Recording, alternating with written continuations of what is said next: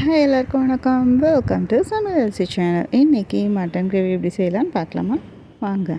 அதுக்கு ஒரு குக்கரில் எண்ணெய் ஊற்றி பட்டை, லவங்கம், அன்னாச்சி இலை, அன்னாச்சி பூ போட்டுட்டு அது பொரிஞ்சதும் வெங்காயம், உப்பு போட்டு நல்லா வதக்கணும். வெங்காயம் வதங்கினோடனே நம்ம இஞ்சி பூண்டு பேஸ்ட்டு போட்டுட்டு அதுவும் நல்லா வதக்கி இஞ்சி பூண்டு வாசனை போகிற வரைக்கும் வதக்கணும்.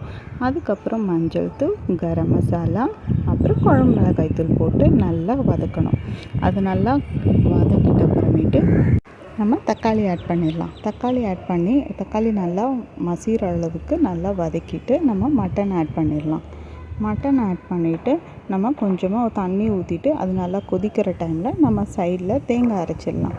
தேங்காய் அரைச்சிட்டு ஊற்றினோன்னா அது சூப்பர் டேஸ்ட்டாக இருக்கும் மட்டனு. நீங்களும் ட்ரை பண்ணி பாருங்கள்.